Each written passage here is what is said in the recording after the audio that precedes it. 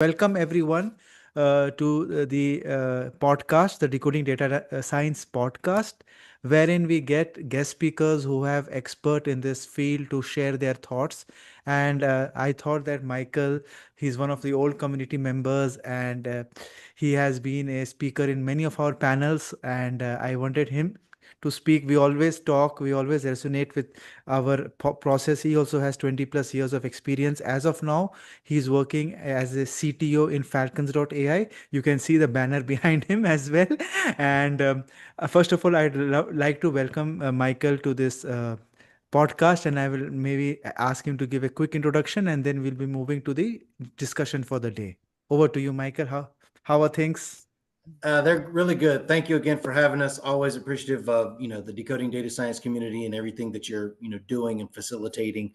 Not just in Dubai but globally. So, pleasure to be a part of that. Yes, as you stated, I am Mike Stottleman. I am the CTO CEO of Falcons AI, founder. We have our number one model on Hugging Face, or the number one most downloaded model on Hugging Face. I think currently we're at over 150 million downloads for the last 30 days. So, that's been really good. And a lot of credit is due to the community, decoding data science. Thanks a lot, Michael. First of all, congratulations to reach that amazing 150 million mark. I think this is one of the biggest achievements from this region as well. So, Michael, nowadays we are hearing, I'm going to a lot of conferences, and there is a lot of buzz about agentic AI, AI agents, and a lot of people are talking about this terminology. So, you have been in the industry for 20 plus years. So, what are your thoughts about this? Is this something like completely revolutionary, or how can people and companies approach towards this buzzword that is happening right now? Right. So I think if you go back, like and you're old enough to understand this, like myself. So I think there's a lot of hype, right? And so if you look on social media, LinkedIn, you have all these experts and agentic frameworks and agentic experts and things like that, right? So I think you have to kind of take time to avoid what we call intellectual junk food, right? So it's a lot of empty calories, nothing really substantial there. There are places, like decoding data science that you can go to get, proper direction and instruction with regards to, what the capabilities and need for these agents are. Getting back to the age thing, I think you're old enough, just like I am. I think AI agents are in their current form, and it's the very beginning. I think they're advanced bots, right? They're bots with some tool use capabilities. Some I don't want to say reasoning, but some emergent decision properties. Facilitated by the LLMs. So it's kind of for me, it's kind of a wait and see approach. Not wait, don't do anything, but before we kind of go, all in on, agents or the agentic framework, kind of, managing the risk and rewards of those.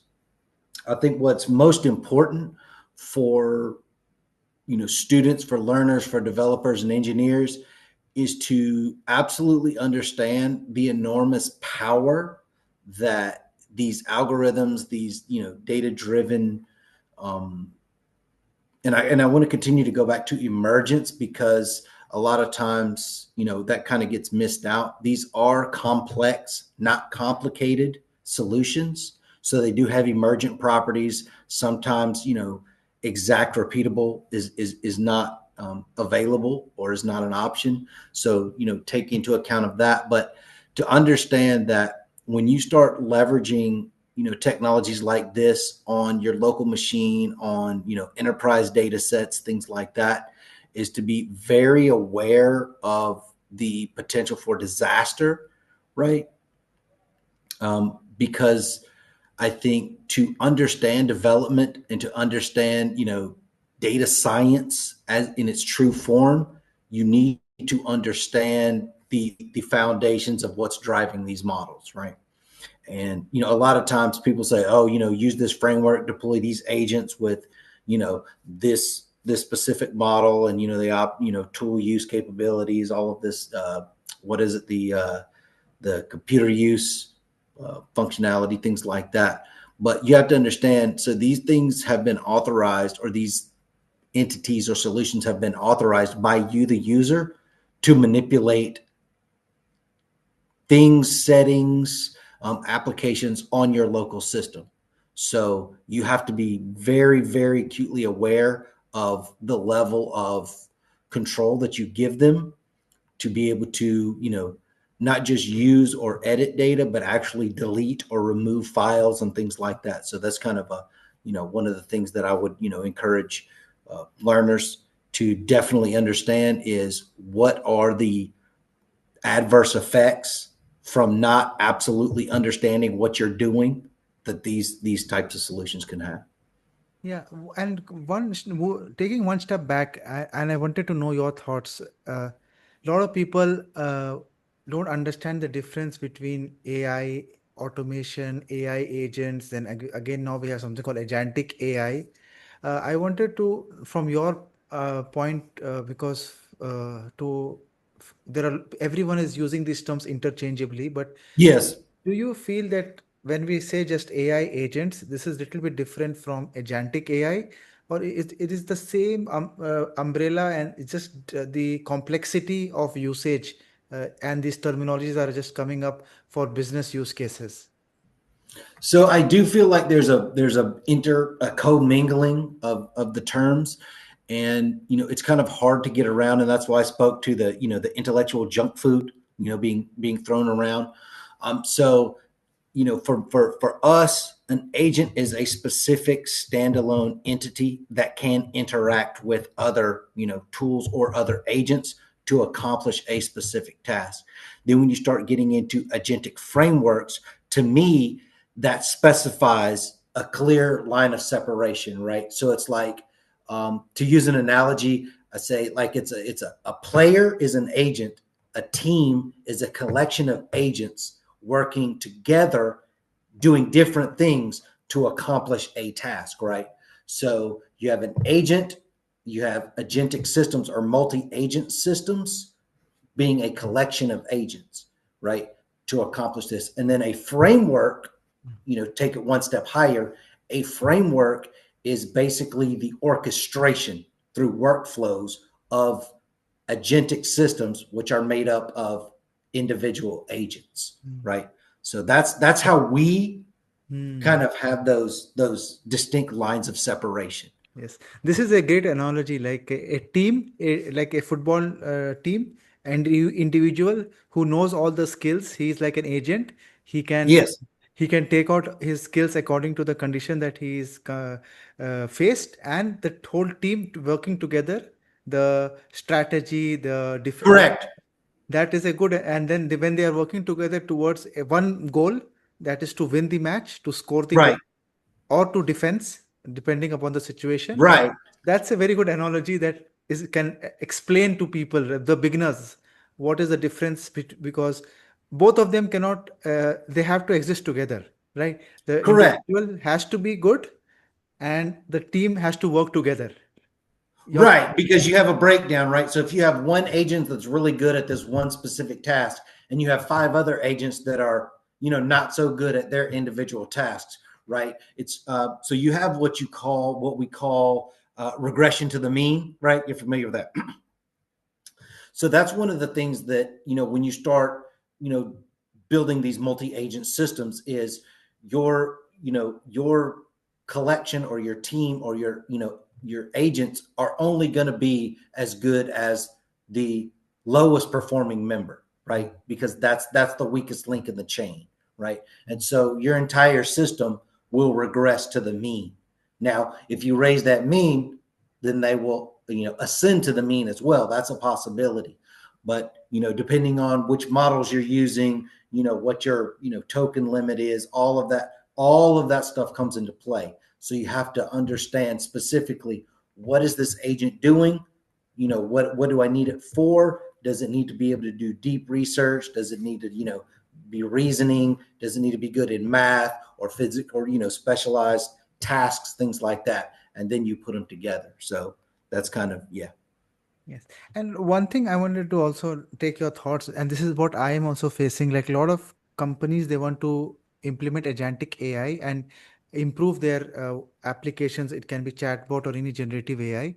But end of the day, when we look into their whole tech stack, the way they are processing the data, it's all old traditional methods. They don't have a proper data cataloging, and then whatever new systems that you will introduce, still it is going to go back to their inherent data, which is not at all cataloged properly, and you will not get an output properly because the data have Absolutely. duplicate values. They have, like, one example is like I was working for an HR chatbot, a very simple use case. They had two policies in the drive, the old one and the new one together, and they were giving confusing answers because they were not sure Yes. which one to refer to. So this is all going back to basic, right? Make sure your data is cataloged, keep only the latest files. If for any use cases, you need to go back and do a proper system architect, data design architect before you even uh, explore this agentic AI and all these now. 100%. 100%. So me and you have spoken at length about this. So I feel like this continues and continues to get lost in the narrative, right? So you can have a Ferrari engine, which would be your agentic framework, your, LLM, whatever model or, architecture you want to fit around it. It's only going to be as good as the gas that you put in, right? And so that's your data. Now, would you rather have, you know, a, a Nissan engine that runs very well because the data is very well structured, very well thought out, very well put together, very well organized, balanced, all of that?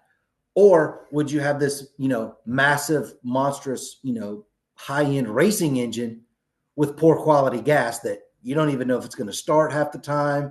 It's going to, the cylinders are going to knock, things like that, right?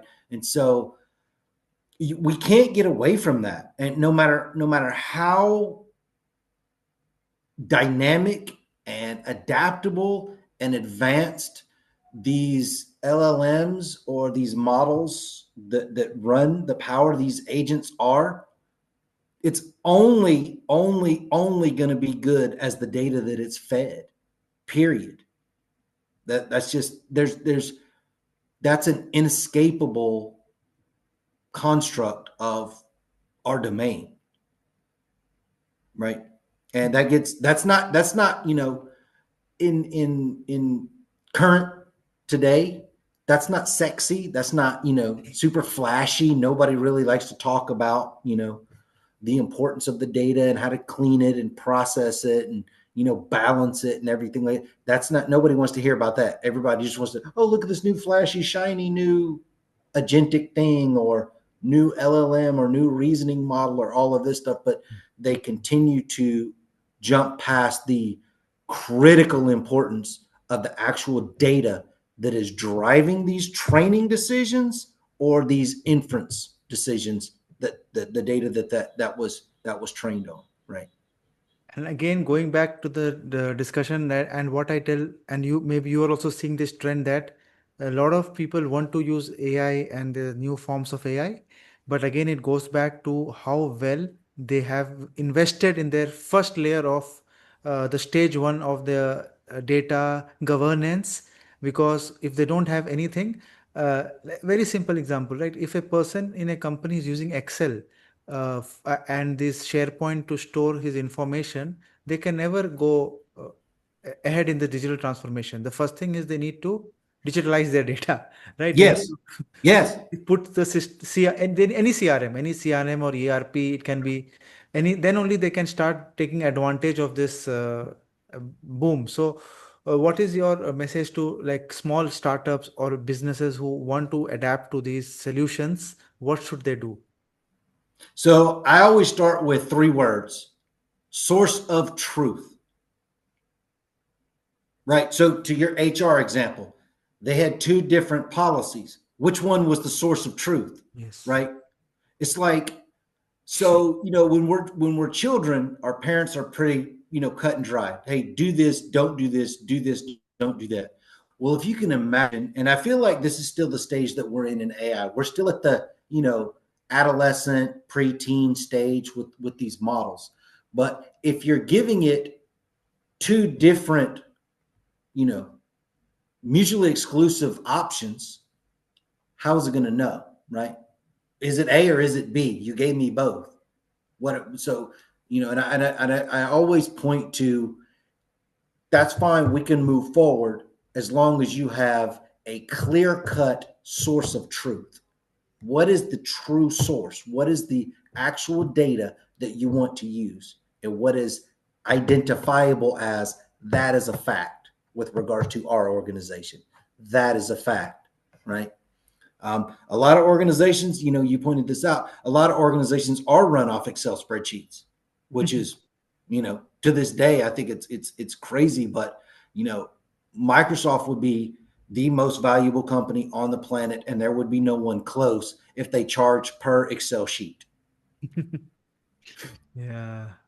So now coming to this, right? As we always discuss and offline that if any company who wants to use AI, first they need to invest in their infrastructure, which is not, it's not, it's expensive because you need to. Yes, And how can we? How what is your message to these people that they need to budget about these things as well? Because without end of the day it's all about how you are valuing your data, how you are cataloging it, and for that you need to have some infrastructure, some automation in the for your data engineering pipelines, as you were mentioning, source of truth, and you should have that, and it takes time. You cannot do it matter of weeks. You need to. correct. Yeah, so what are your thoughts on this? So, I kind of go along the lines of speaking with leadership, you know, pull your phone out of your pocket. Right. I kind of personalize it. Pull your phone out of your pocket. For the most part, they have a, most recent phone, a S24, or the latest, iPhone or whatever. Yeah. And so I always frame it as, so you don't want to spend, X amount of dollars for your, data governance, your, data alignment, the whole digitization process. You don't want to spend for the architecture, for the infrastructure, right? Yes. But for your business or your organization, but you have no problem spending that amount on your own person, right? You understand personally the value that this provides. I can see that by the device that you have in your pocket. So explain to me how your personal device should be of higher value, of higher performance than that which runs this enterprise. Right? So you can't say that you're not comfortable spending that money. You've done it personally. What you're saying, though, without saying it, is I value this on my person, but I don't value this for my organization.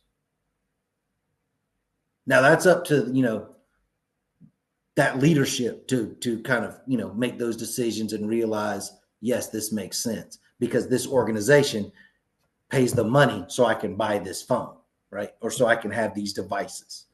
So, it's kind of that's just how I frame it, right? To kind of make it personal so you understand you value this. By the device that you have in your pocket, you prove to yourself that you value this technology. Why then don't you apply that same to your organization, right? Yes. So, Michael, what I am seeing, talking to a lot of people, going to a lot of events, there are two developments happening at a different tangent. One is the enterprise level, which is very careful. They are still figuring out what they need to do, the traditional banks, and Yes, they are playing around with a little bit of generative AI and doing some use cases. But at the core, they're still taking some time. And as you know, it will take some more time to get actual value of the correct, investments that right. OpenAI Yes, And the second development, and this is something that the whole social media and everyone is talking about, and a lot of learners are getting confused about this as well, right? The AI that is coming up and this vibe coding culture that you are hearing, right? The cursor and the lovable, and there are so many things that are happening, Mhm. and I know this is not maybe going to help them a lot in the professional life, but the debate is happening that, like, before the websites happened 20 years back, like if you remember when I was in college, and you might also remember something called GeoCities, right? GeoCities. Yes. Yes. It Yes. came up and everyone used to do HTML programming and build their websites Yes. 22 years back. And it was a lot of people started when the internet got boomed, GeoCities came. A lot of people made websites in my college, in my school. I remember those. Mhm. So the same thing right now is happening, that a lot of people are learning this, not this, maybe not that completely, but playing around and building their interactive websites, or it's and there's maybe simple applications. Yes. This, and for this, there is a wave that is happening, and some companies are benefiting from it. And what are your thoughts on this? Because I try to distinguish these two completely, because what you are doing at the vibe coding level will not help so much at the enterprise level, maybe in the near future. But there are two trends that I am seeing which are very moving in a completely different tangent, and people are trying to mix So it as right. well. So Yeah. I'm kind of in the middle, right? I do feel like technology there should be so much more um, resources poured into education, utilization, breaking down, understanding, why and conveying why AI is a black box, right? How it actually works. So I am all for advancement and innovation.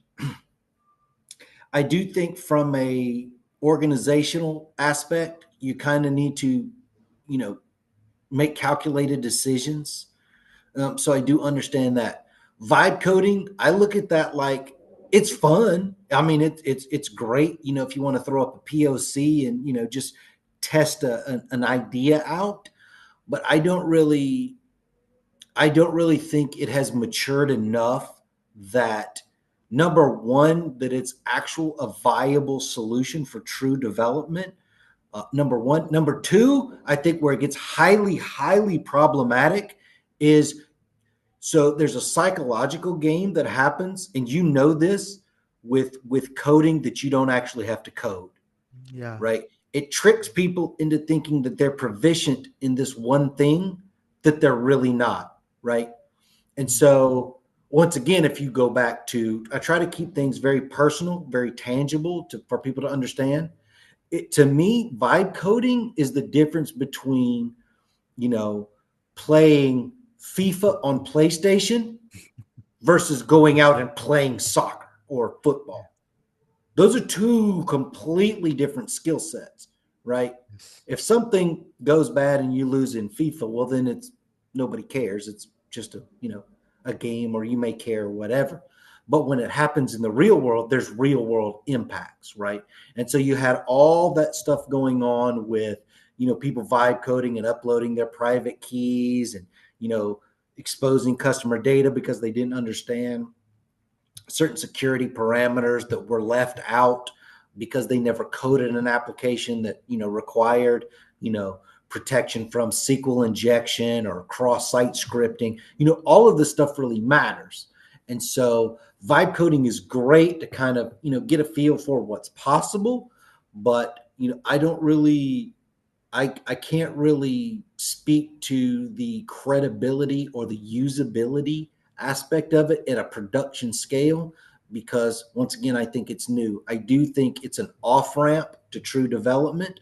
And so, with that, what it is, I'll give it credit. It's nice. It's clean. I've done it. I know you've done it, just monkeyed around with, Manus or Replit agents, or, pick one, Lovable, things like that. But I don't think it's providing people the service that it claims just yet.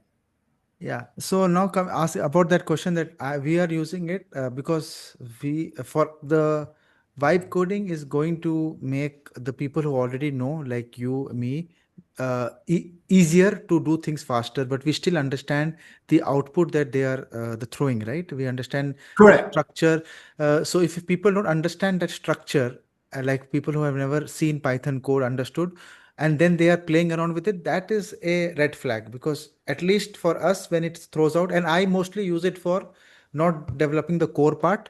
The core part I try to manually try to write it myself, and then for the UI UX part, the boring part, which does not require So yes, yes, yes. Like yes, that is easy. Like because I don't want to write CSS, so many lines of correct. CSS, and so I just use that and do. But the main core logic that I'm using, I try to write it by myself, and that is what is you should do. You should not put everything out to vibe coding and not know what is happening. Right? It is going to be complete black box, which is 100%. and we all say right 100%. now that before we used to spend 80% of time in coding and 20% in debugging.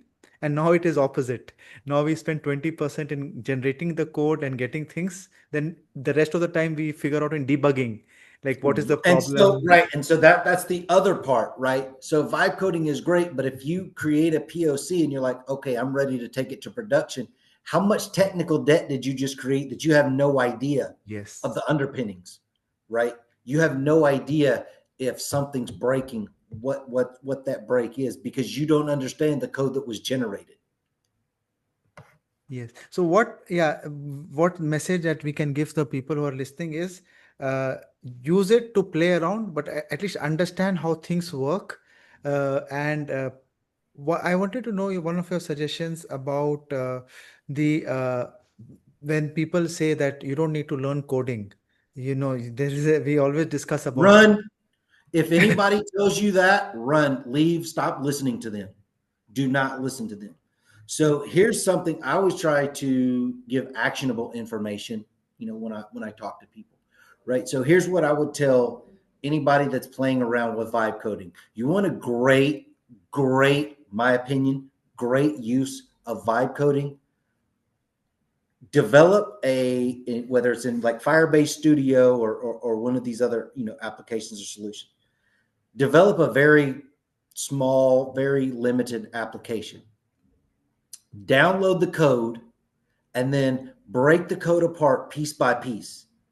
And here's to continue in this generative AI. So here are some good uses I feel like for it. When you break the code apart, just upload function by function into an LLM, whatever one you choose, and ask it to explain and comment in detail what's actually happening in this function, Hmm. and paste that code somewhere else.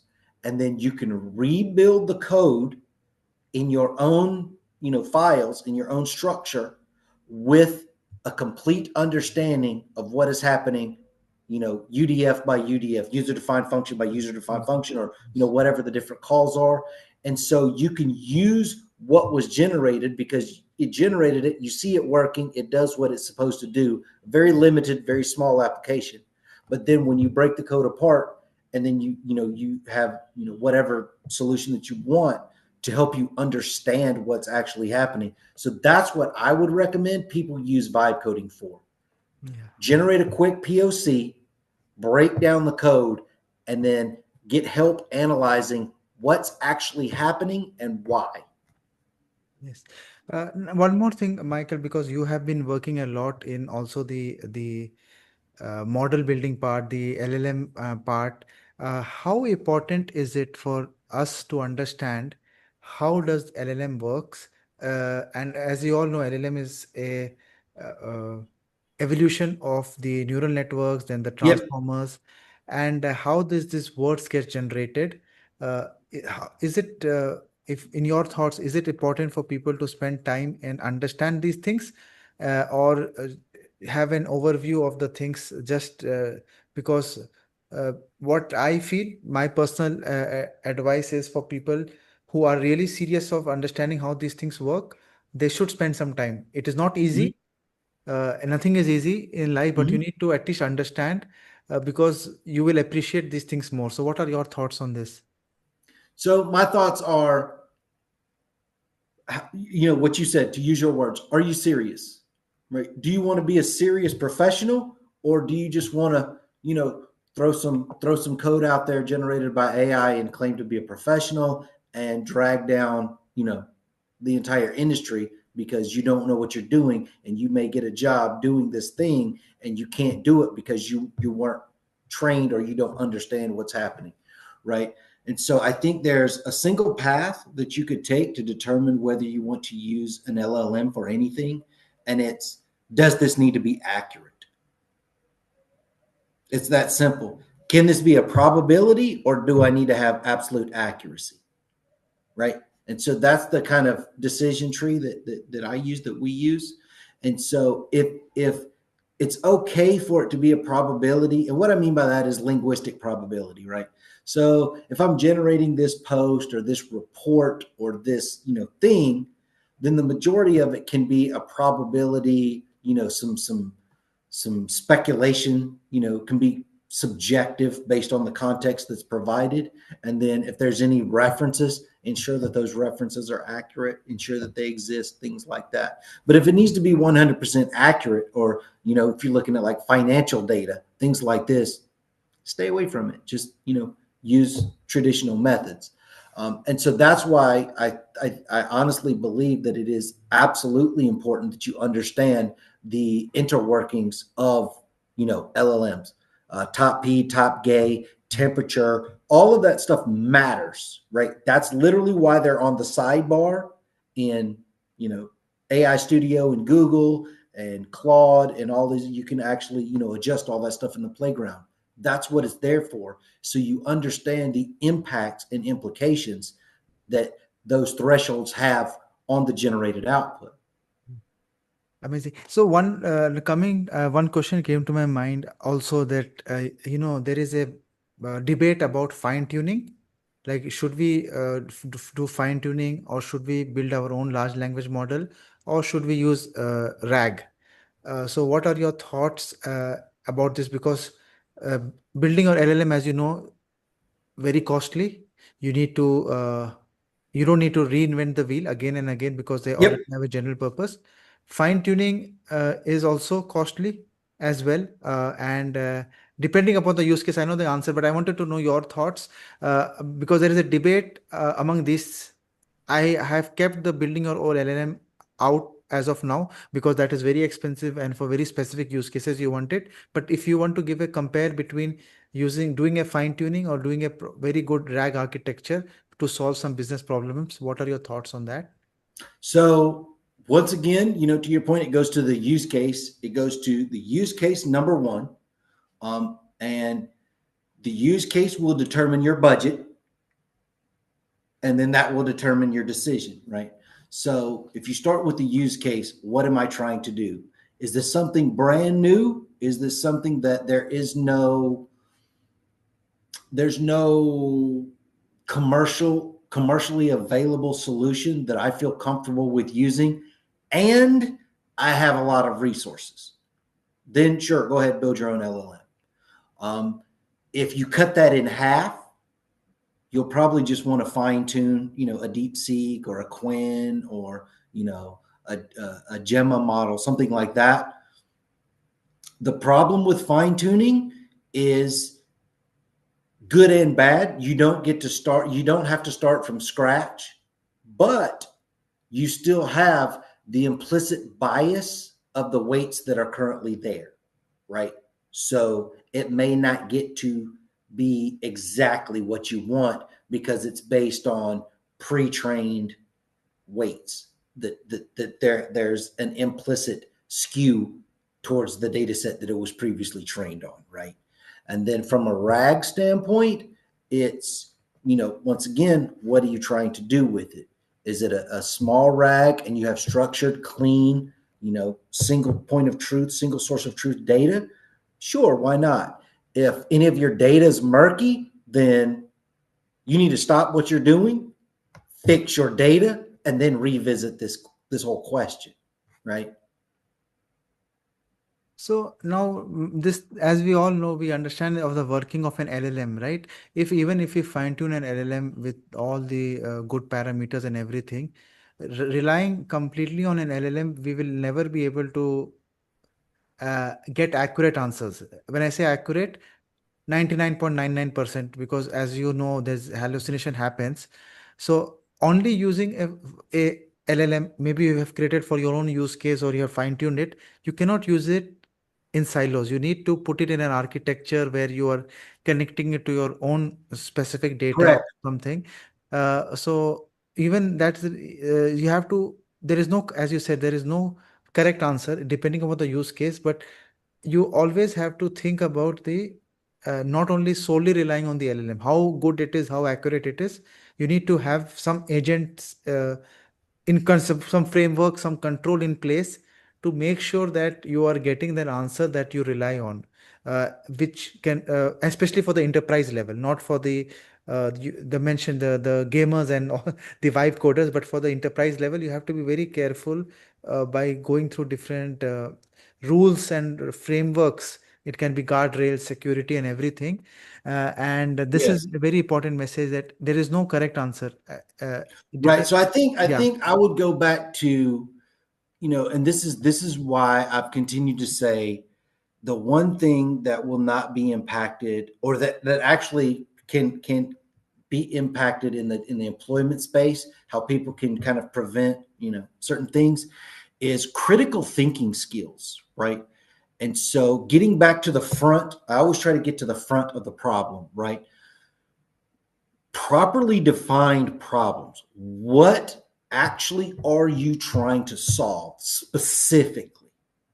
And so if you start with that, that helps you build a better use case, and it helps your developers, your engineers, your data scientists, your data analysts actually figure out what are the components necessary to analyze and solve that problem, right?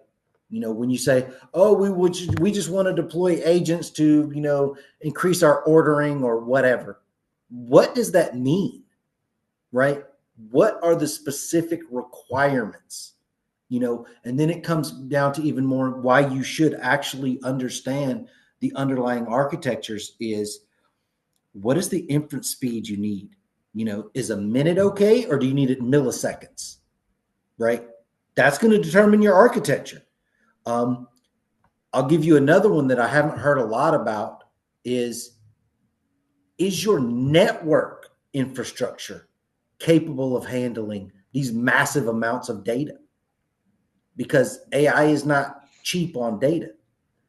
The actual inference may be, but the build up and the training, and if it's a RAG solution, what is the context? How big is the vector DB? All of that stuff has to get pushed through the network. So then you start going back, can your network handle all of this? So that's why I always try to go to the front and say, what specifically are you trying to solve? Once again, to try to make it personal so people understand it better. The brilliance of face recognition to face unlock on your phone. It has one simple task. One, is this person, and how sure am I? One task. Unlock if it's this person, or don't if it's not, right? So that is the core. That's the problem they're trying to solve. Like with Google Maps, right? If you look at the Maps application, Yes. what is that trying to solve? One problem. What is the most optimal destination? Now it's got embedded problems within that, context, but Yes. what is the optimal route to get to X destination? That's it. That's its sole job. And I think what makes those certain solutions successful is because going in, they pinpoint a specific problem, they frame the problem appropriately, acquire the data, and then use that data to get to that solution. Right. Yes. And now, this one thing that while you were speaking, one question came to my mind is the type of jobs are really going to change eventually, right? A lot of automations are happening, a lot of jobs that used to be done by the normal the not the white collars, the assistants, the Yep. sales agents, or the junior developers that used to Mhm. do all the documentation and all those things. We will see a very we will see a shift. It may take some time in enterprise level, but we are already seeing that the hiring has reduced for the junior roles that are there. And but when you were speaking, I could see there are some new types of jobs that are going to come in, like Right. more cyber security type of jobs, the testing type of Definitely. jobs. Yeah, before we used to have the testing where we used to do software testing, but now the testing is going to also change by checking the how the AI is responding to different types of prompts, or we call it the prompt testing that we do Yep. for identifying edge cases. So, what are your thoughts about you, because you are a futuristic, you see the type of jobs that are changing, especially for the people who are going to enter the job market or are looking to shift, because there is in the social media there is a scare. There is some that many people will be get losing their jobs. If you see, Microsoft has just laid 6,000 plus people, and a lot of companies are doing that. So, what is your thoughts? How is it going to shift, and what people should do to prepare for this shift?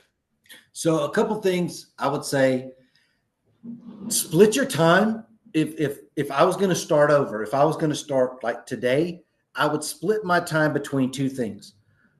First would be the technology, the stack, how it works, the architecture, all of the nuances. I don't see the need to get deep into the statistics, the actual calculus, things like that. If you do, that's spectacular. You're much deeper and you're much more well versed, and that's great. That will serve you in the future. But I would, balance my studies literally half and half. I would use half from the technology perspective, but the other side that I feel like is going to be the great undoing, or the great optimizer, is critical thinking. I would literally start digging very deep and advancing my critical thinking skills. Right. I spoke to one portion of it, which would be, problem identification, because you can show me a top level AI engineer, right? Supreme prompt master, all of that, can build a model from scratch and all of that. But I promise you, when they apply that knowledge and build something that nobody cares about, right? That what's the point, right? You can build the greatest application on the planet if nobody uses it, or the UI is so technical that nobody wants to use it, or something like that, right? So I think critical thinking skills are going to be the kind of college degrees of the future, right? And I don't know how that's going to be able to be fleshed out and framed or quantified, but I feel like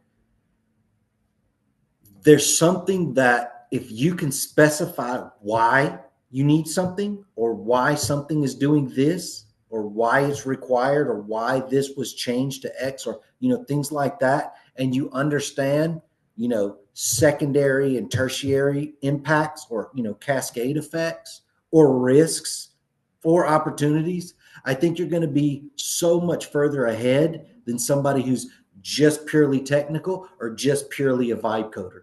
So, my kids, technology, critical thinking, technology, critical thinking. That's how I would balance that, because you'll be much more effective, so much more effective, because you'll also, that helps you with regards to your technical skills, because now you know specifically how to better prompt for what you want. I don't mean taking a template. I mean actually crafting the specific prompt for the most high quality output to solve that problem. That's where critical thinking is going to come in. And whoever masters that along with the technical aspects, they will be in a much better position from an employment, an entrepreneurship, and a career perspective. And just the second part was like what type of roles, like we discussed cybersecurity, AI in Mhm. cybersecurity. Any other Mhm. titles that is coming up to your mind that we might not that may come up in the coming few years? I'll tell you a huge one, and it's needed right now. and very, very, very limited few people are even discussing this domain. I mean, you see it talked about, but I don't know what actions are taken outside of maybe government organizations. But so something that we were looking at launching probably later this fall is training for content disarm specialists, right? Mm. And so what that is basically when you have AI being able to generate all of this false narratives or whatever narratives, to be able to have people that can develop and deploy AI solutions that Mm. can fact check and disarm and put out, corrections from an official perspective or an official channel or whatever to, misinformation or disinformation. To me, that is going to be Yeah. so required in the future. Not even in the future, I would say today, because if you look at Mm. the large volumes of data and information that's coming out now, news that's coming out now, a lot of times we take it for granted because our brains are under tremendous cognitive load right now, just from the volume of information.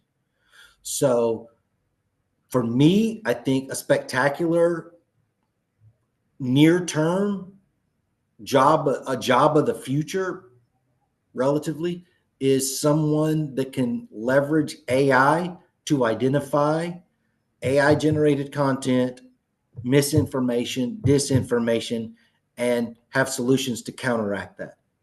Yes.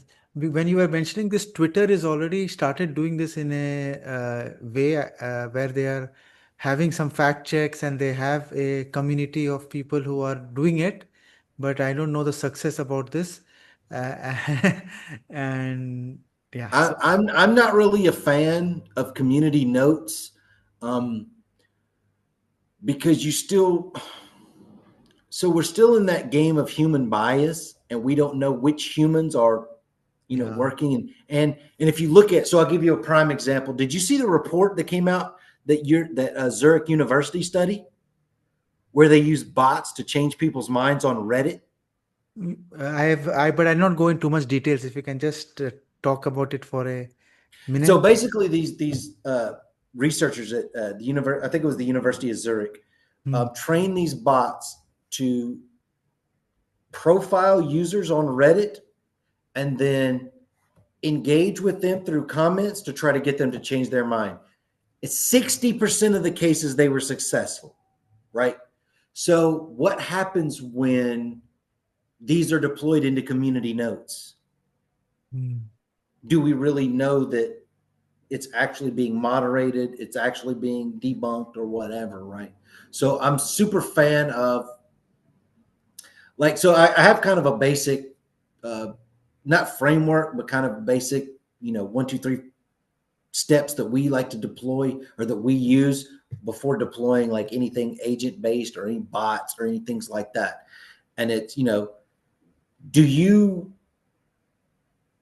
100% log all of the interactions, right? Everything that agent does or touches or bot does or touches, do you have a log file of that, right? For analysis and audit. What security measures do you have in place? Because to your point earlier about cybersecurity, now when you start releasing all of these things, you actually dramatically increase the organization's threat vectors, right?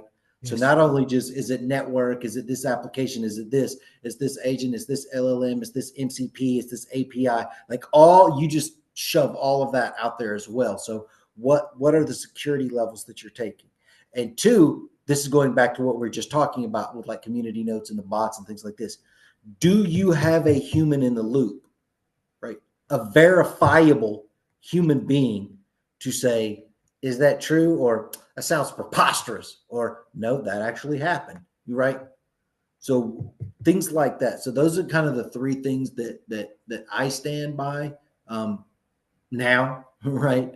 And what I could do is I'll send you. Google just released a basically a guide for agentic security, and so I'll actually send you that if you want to post it in the description, of this Yes. video, and I'll actually send you um, the research paper that the University of Zurich sent as well. So you can attach that. And basically the title is like, can AI change your mind? And they go through the whole breakdown of, them deploying the bots on Reddit and Mm. changing the mind. So, Yeah. that. And so for me, getting back to the crux of jobs or employment in the future, I feel like number one would be we have to have someone or, a collection of individuals that are specifically tasked with disarming mis and disinformation, whether it's accidental or intentional. And so accidental would be a hallucination, right? Somebody generates a report and it hallucinated. Do I honestly feel like in that situation they intentionally did that? Probably not, right? So that would be like misinformation. It's accident, whatever. Then there's disinformation, which would be like deliberate falsification or a false narrative or something aligned with this agenda or something like that. Um, that would be one.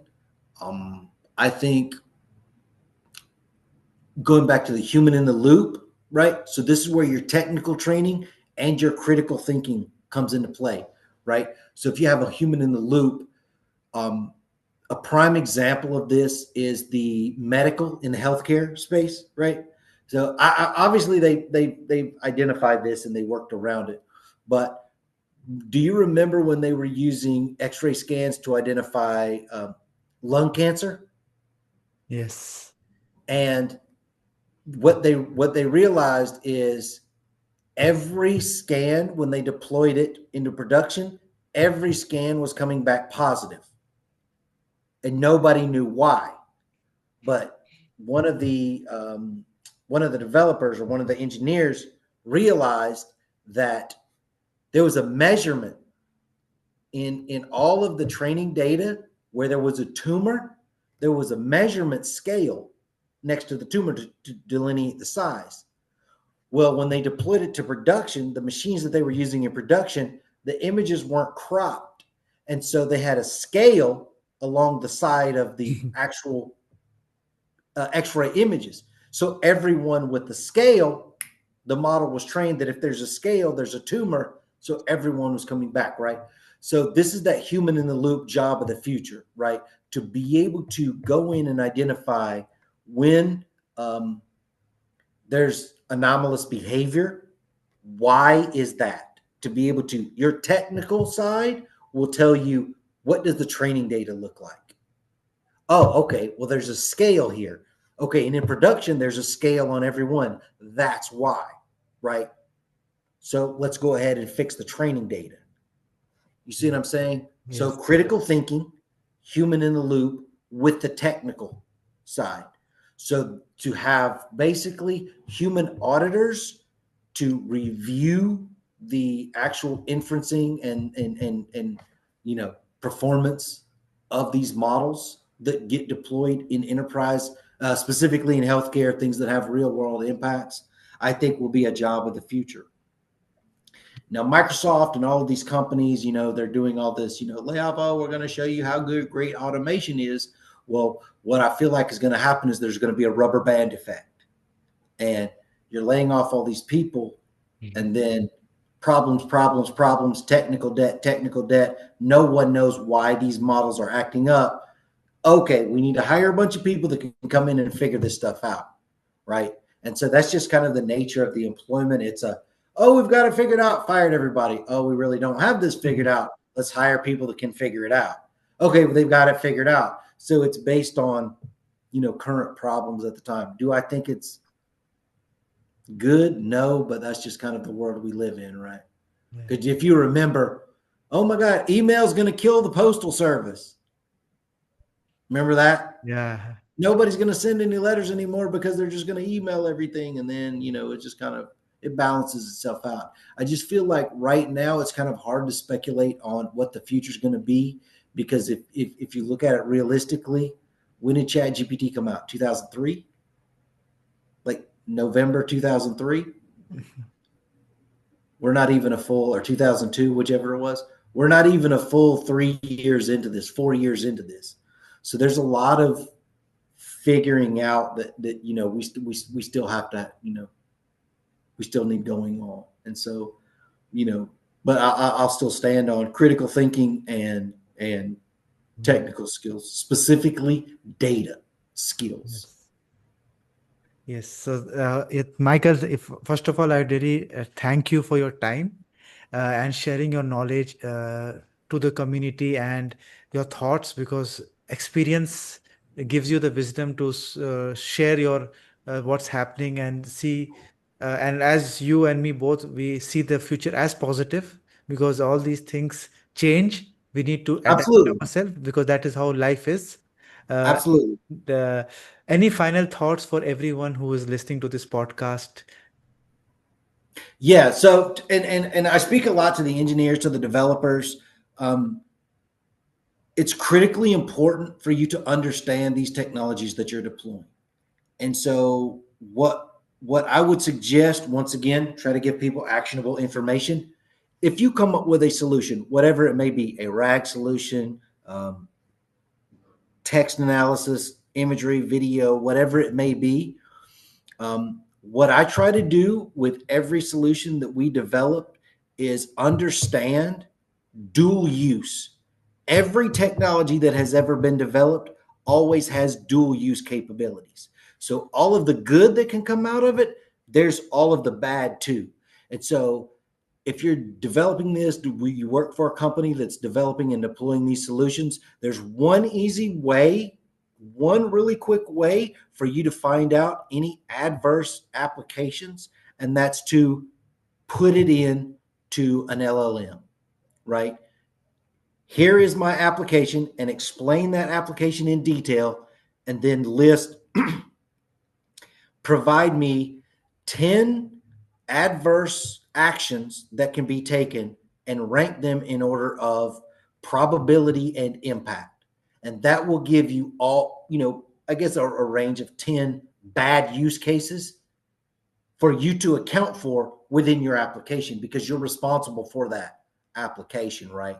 And so a prime example of that, and we kind of just touched on it, would be if social media companies did that in the beginning, if all of this stuff was there, and you have a Twitter or an X, and they said, okay, we have this and we think it's going to be great, and people can comment and can, post and, all of this stuff.